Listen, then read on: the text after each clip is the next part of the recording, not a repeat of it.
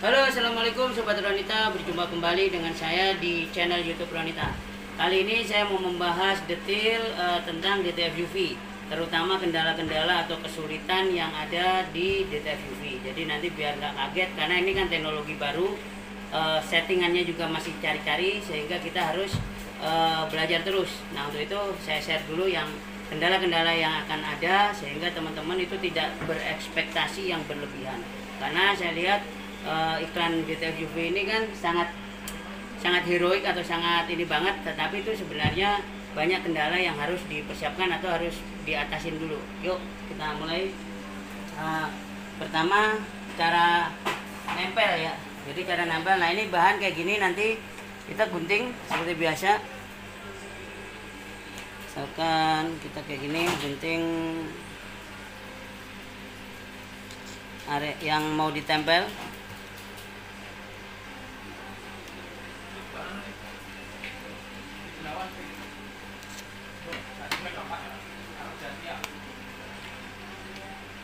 Terus kemudian seharusnya guntingnya rapi ya, tapi ini biar nggak kelamaan videonya. Kemudian dilepas di bagian maskingnya sama backing papernya. Ini kayak gini, kayak gitu. Terus kemudian tempel aja gitu, tempel di media yang pengen tempel.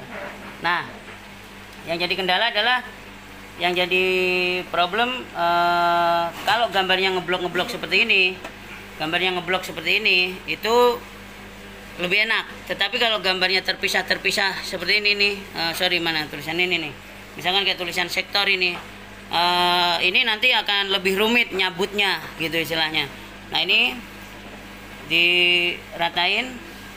Nah, cuman semakin kecil ya, teman-teman harus paham bahwa semakin kecil artinya semakin sedikit lem yang menempel di bawah stiker ini, ke media. Jadi nanti pas dicabut maskingnya, resiko untuk keangkat, misalkan dia nggak nempel, itu ada. Contohnya kayak gini nih. Nah, ini nih hilang T-nya, ikut keangkat sama maskingnya kayak gitu. Atau ini juga ini keangkat kayak gitu. Ini kendala, ini resiko. Nah, terutama di warna putih dan yang terpisah kayak gini. Nah, kita jelasin dulu seperti ini biar teman-teman ekspektasinya nggak berlebihan, karena teknologi ini masih baru banget, masih ini banget, sehingga kita pun juga harus nyari settingan gitu. Nah, oke. Tetapi kalau untuk yang ngeblok seperti ini itu lebih gampang. Tapi tetap ya, setelah dipasang seperti ini jangan langsung dicabut. Teman-teman tunggu dulu, misalkan sejam atau lebih lama lebih bagus, baru nanti dicabut. Nah, ketika mencabut itu harus dicari sisi yang tidak lancip atau tidak tipis. Cari yang sisi lebarnya gitu, sehingga nanti pelan-pelan nggak terangkat nih kayak gini.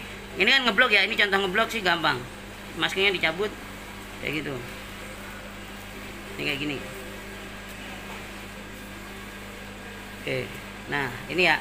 Tapi kita lihat nih, ini kendalanya nih kalau yang tulisan sektor kayak gini, ketika nyabut ini baru saya tempel, dia tuh masih agak ngangkat, teman-teman. Agak, nah ini nih kayak gini nih. Ini teman-teman harus nunggu agak lama dan harus hati-hati. Tuh, ini ya, lihat. Nah, dia yang bagian sebelahnya ikut tuh kayak gitu. Nah, kalau kayak gini balikin lagi aja, diginiin lagi, tunggu aja dia nanti udah agak lama, atau pakai cutter pelan-pelan seperti itu. Nah, ini yang ngeblok itu lebih gampang seperti ini misalkan. Nah, ini tapi masih ikut tuh dia. Nah, ini kendala ini teman-teman. Jadi ini susahnya DTF UV itu di sini nih, terutama untuk desain-desain yang tajam-tajam. Nah, kita harus kayak giniin tuh. Saya harus tahan dulu yang ujung-ujungnya. Ini bagian bawah nih. Nah, seperti ini. Oke.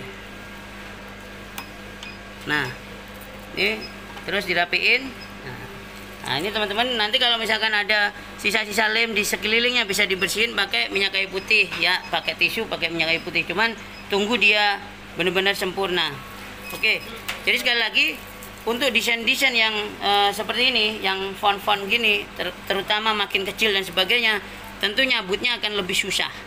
Nah, ini teman-teman harus benar-benar paham, jangan sampai membayangkan itu mudah banget kayak di itu. Enggak, kalau video-video itu kan udah diedit, udah ini udah untuk iklan ya gitu. Jadi kalau ini tutorial, jadi saya tunjukkan apa adanya. Nah misalkan kayak gini, ini kan ngeblok juga tapi kecil, itu pun juga harus hati-hati. Nah ini saya udah siapin yang udah saya cabut. Tadi saya harus pelan-pelan. Nah ini intinya kalau desain yang ngeblok itu lebih gampang. Tetapi kalau desainnya terpisah-pisah, font kayak gini nih, kita coba Movistar ini ya. Ini udah saya tempel. Ini pasti dia akan lebih susah teman-teman. Jadi akan lebih susah. Kita harus pelan-pelan. Nah ini video real, jadi maksudnya bukan untuk video iklan ini. Jadi susah.